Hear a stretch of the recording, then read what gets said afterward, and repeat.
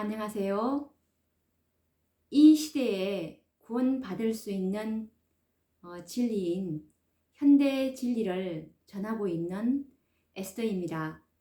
오늘도 그 속의 파노라마를 연구를 해 보도록 하겠습니다. 오늘 연구할 주제는 여섯째 재앙인데요.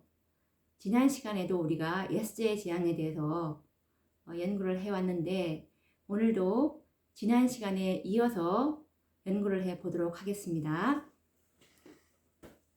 우선 하나님의 말씀 요한계시록 16장 16절 말씀을 읽어 보도록 하겠습니다.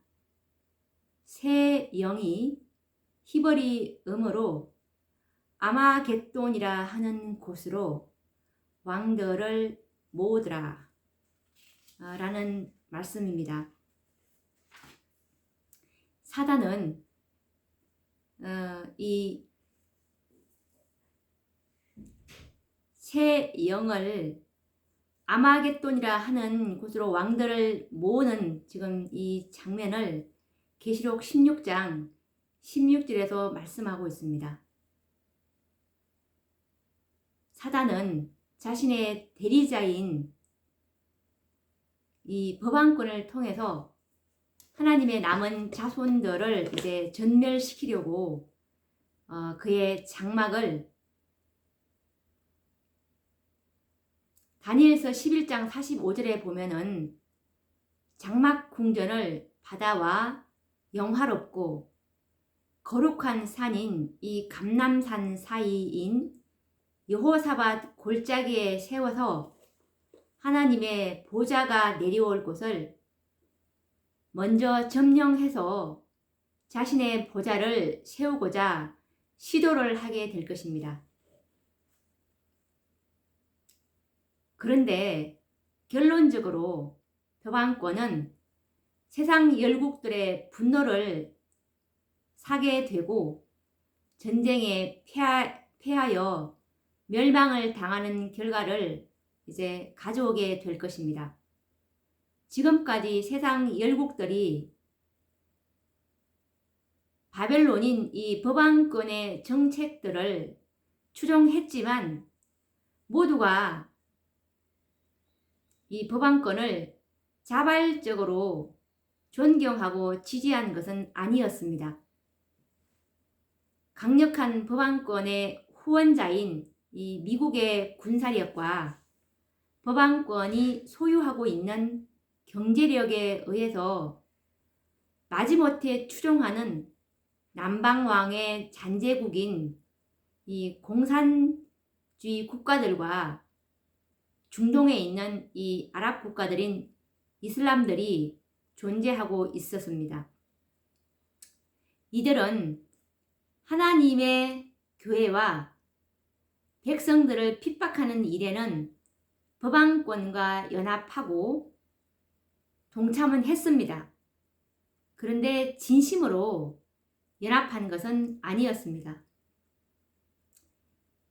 이것이 악한 천사들의 속성입니다.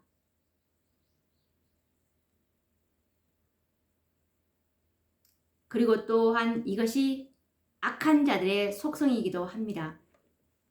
그렇기 때문에 이 북방왕인 법왕권이 장막 궁전을 거룩한 산인 감람산 사이에 베풀고 자신의 보좌를 그 거룩한 곳에 세우고자 하는 계획을 세울 때 열국들은 이 법왕권에 대한 지지를 철회하게 될 것입니다. 지금까지 군사력과 이 경제적인 힘에 의해서 추종은 했지만 속으로는 불만을 가지고 있었습니다. 그런데 이들은 이제 그때에는 인내의 한계를 느끼고 법왕권을 반역해서 법왕권을 상대로 이제 전쟁에 돌입하게 될 것입니다. 이런 국가들 중에는 정말 가봉할 만한 군사력을 가진 러시아도 있고 그리고 중국 등 강력한 나라가 있는가 하면은 수십 세기 동안 가나안 땅을 서로 소유하기 위해서 정말 철천지 원수로 살아온 그 주변의 민족 국가들이 법안권이 이곳에 장막 궁전을 세우려고 할 때 어떻게 보고만 있을 수 있겠습니까? 세계는 이제 두 무리로 크게 양분이 될 것입니다. 한 부류는 오늘날 미국과 법안권의 세력들인데 이들을 추종하는 유럽 나토 연합국들과 그리고 민주주의 국가들이 한편으로 뭉쳐질 것을 생각해 볼 수가 있습니다. 그리고 또 다른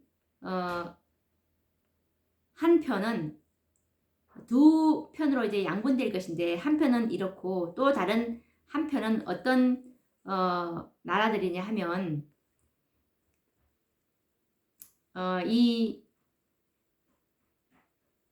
미국과 법안권을 반대하는 열국들입니다. 이들은 남방왕의 잔재 국가들인 러시아와 중국, 그리고 공산주의 사상을 가진 국가들과 그리고 중동 아랍 국가들인 이슬람들이 한편으로 이제 뭉쳐질 것을 예상해 볼 수가 있을 것입니다.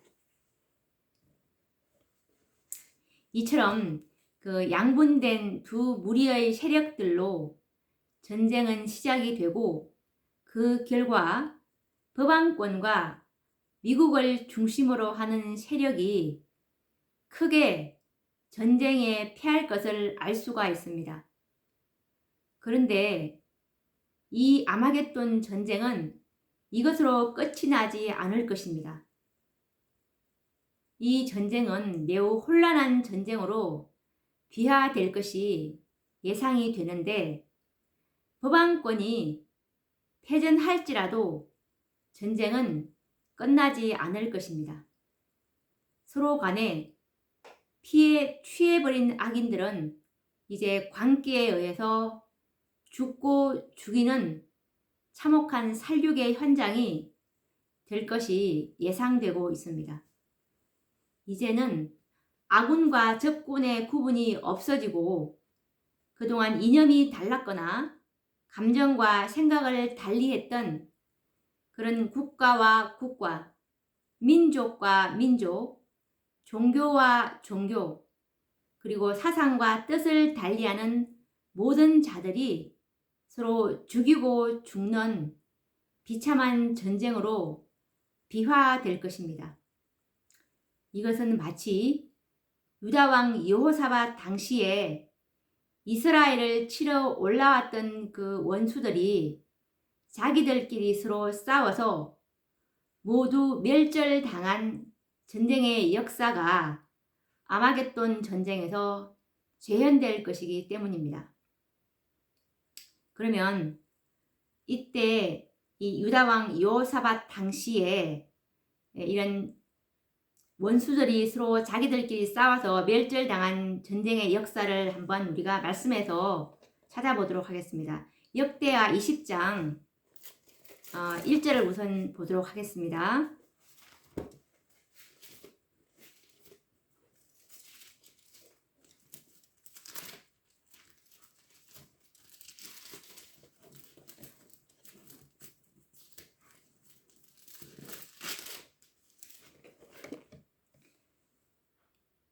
그 후에 모압 자손과 암몬 자손이 몇 마온 사람과 함께 와서 여호사밧을 치고자 한지라. 그때 모압 자손과 그리고 암몬 자손이 몇 마온 사람과 함께 와서 이제 여호사밧을 치러 올라왔다고 하는 장면이죠. 그리고 역대하 20장 17절에서 23절도 읽어보도록 하겠습니다. 이 전쟁에는 너희가 싸울 것이 없나니 항오를 이루고 서서 너희와 함께한 여호와가 구원하는 것을 보라. 유다와 예루살렘아, 너희는 두려워하며 놀라지 말고 내일 저희를 마주 나가라. 여호와가 너희와 함께 하리라 하셨느니라 하매 여호사밧이 몸을 굽혀 얼굴을 땅에 대니 온 유다와 예루살렘 거민들도 여호와 앞에 엎드려 경배하고 라는 말씀이 있습니다.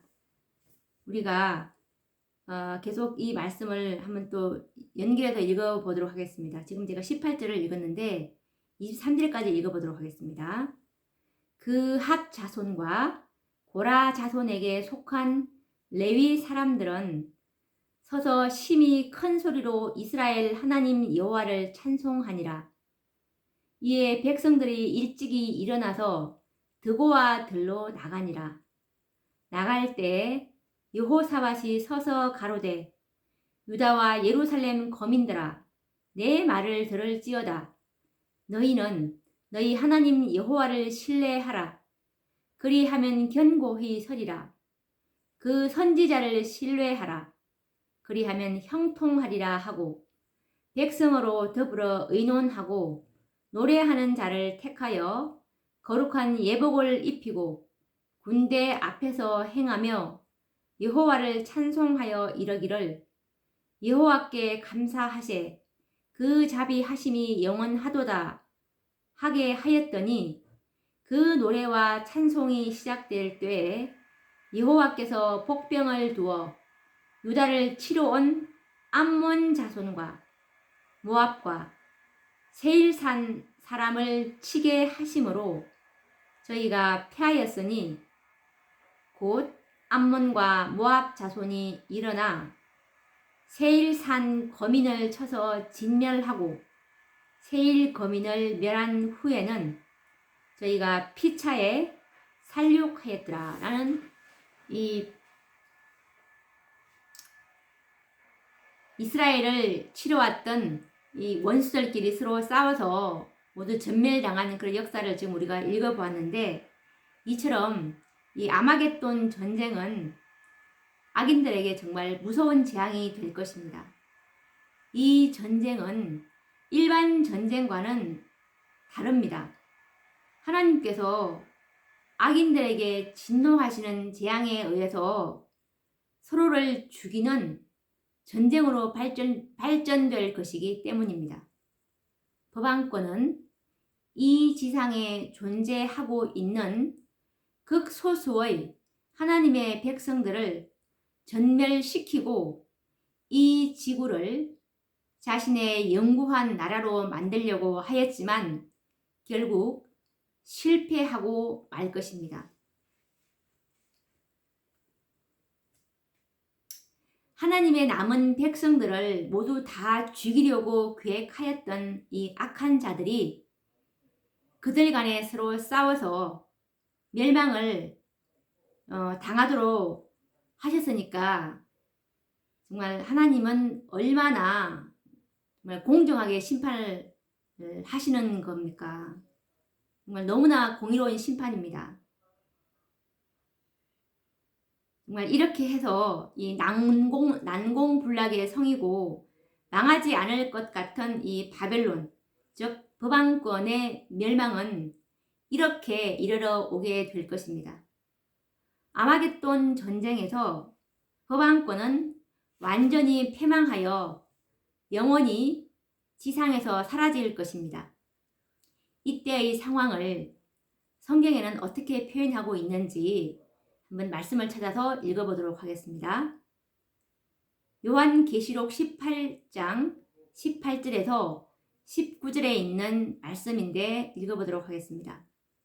그 불붙는 연기를 보고 외쳐 가로되 이 큰 성과 같은 성이 어디 있느뇨 하며 티끌을 자기 머리에 뿌리고 울고 애통하여 외쳐 가로되 화 있도다 화 있도다 이 큰 성이여 바다에서 배 부리는 모든 자들이 너의 보배로운 상품을 인하여 치부하였더니 일시간에 망하였도다.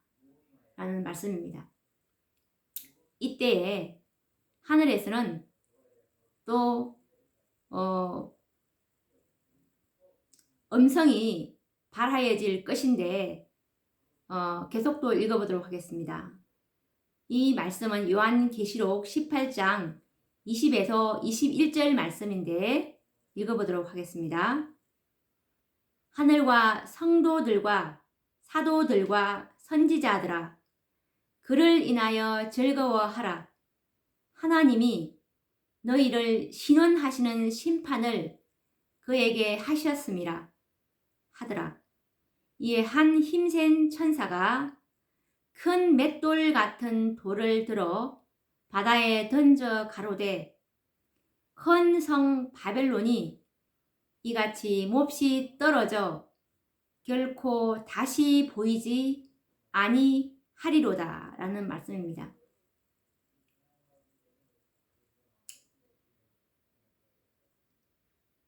바벨론의 운명은 이렇게 끝이 날 것입니다. 바벨론은 어떻게 장담해서 말하냐 하면 요한계시록 18장 7절에 보시면 그가 마음에 말하기를 나는 여호와로 안전자요 과부가 아니라 결단코 애통을 당하지 아니하리라 라고 이렇게 바벨론은 장담해서 말하고 있습니다. 그런데 하나님께서는 어떻게 말씀하시냐 하면 요한계시록 18장 8절에 보시면 재앙들이 이르리니 곧 사망과 애통과 흉년이라. 그가 또한 불에 살라지리니 라고 하십니다. 그를 심판하신 주 하나님은 그보다 더 강하신 분임을 우리는 이 말씀에서 확인을 해 볼 수가 있습니다. 이 미국과 법왕권의 연합 세력에 의해서 중동 국가들, 즉 이슬람 세력들이 약화되고 무너지는 오늘날 우리가 이 국제적 상황을 유브라데 강물이 마르는 6째 재앙에서 성취될 사건으로 해석하는 사람들이 간혹 있는데 이것은 우리가 이렇게 볼 수가 있습니다. 이 중동 국가의 세력들이 미국과 법왕권에 의해서 약화되고 무너지는 현상을 6째 재앙과 연결시킬 수는 없는 것이 오늘날 이와 같은 현상은 일요일 법령을 내리기 위해서 반드시 성취되어야 할 준비 작업인 것은 확실합니다. 왜냐하면 미국과 법왕권에 대해서 적대적인 감정을 가지고 있는 이 중동 국가들이 건재하고 있다면 이 일요일 법령이 온 세상에 내려지는 일은 불가능하겠죠. 이들 이슬람 국가들은 미국과 법왕권에 결코 동조하지 않을 것이기 때문입니다.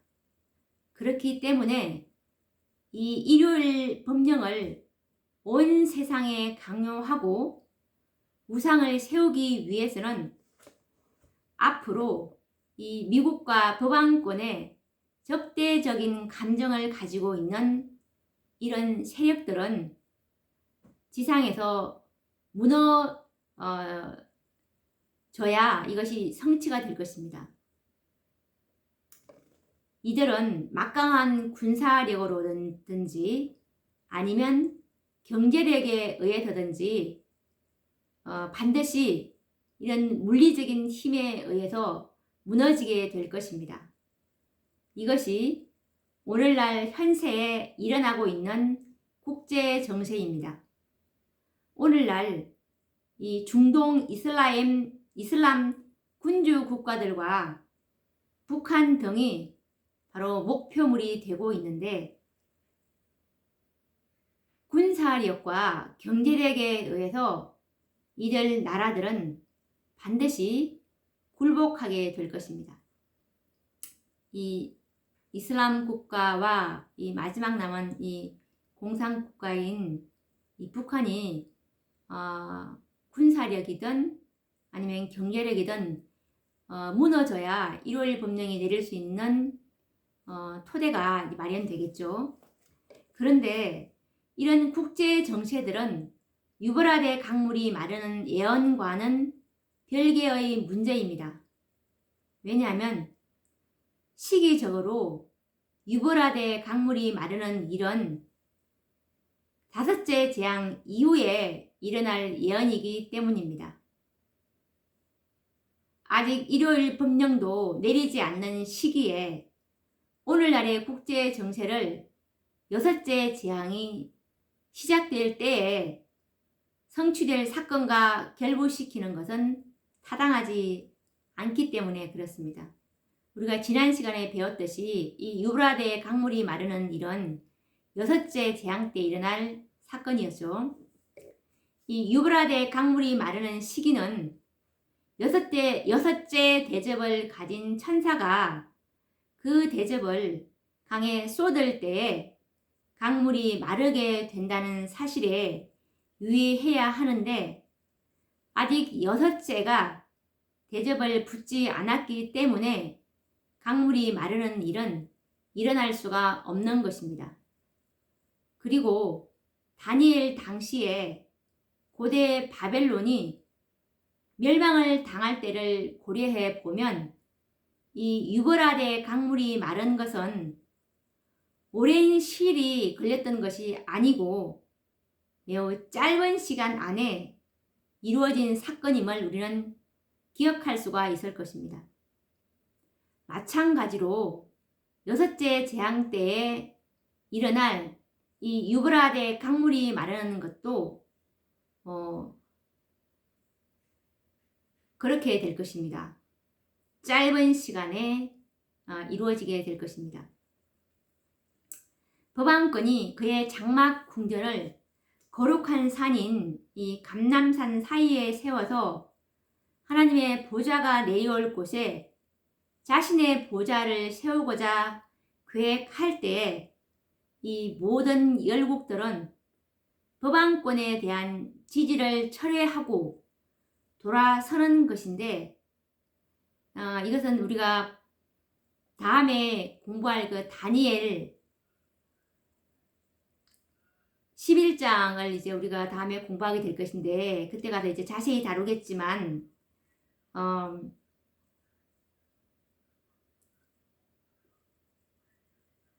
우리가 다니엘서 11장에 보시면 열국들이 지지를 끊어질 때가 바로 법왕권이 장막 궁전을 바다와 영화롭고 거룩한 산 사이에 베풀 때 그때 이 열국들이 법왕권에 대한 지지를 이제 철회할 것이라고 다니엘서 11장 45절에도 나오죠.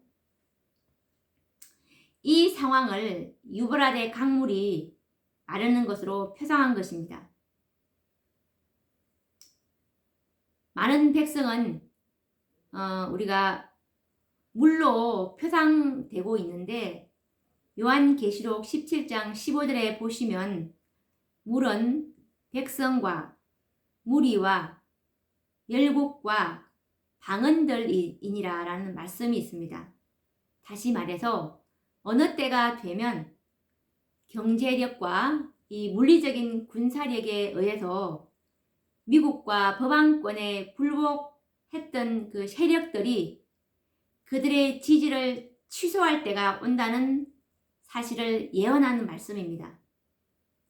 이와 같이 법왕권을 추종하는 모든 민족과 방언과 백성들의 지지가 철회가 되면 이것은 유브라데 강물이 마르게 될 것이라는 예언이 성취를 보게 되는 것입니다. 이처럼 유브라데 강물이 마르면 뒤이어서 진실로 왕이신 그리스도께서 동쪽으로부터 영광스럽게 재림하시는 날이 이르러 오게 될 것입니다.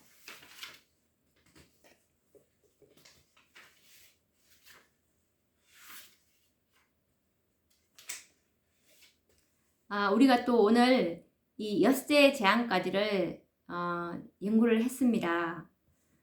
이제 오늘까지 엿새 재앙에 대해서 이제 연구가 끝이 났고, 다음 시간에는 이 일곱째 재앙을 또 연구를 해 보도록 하겠습니다. 그러면 다음 시간에 뵙도록 하겠습니다.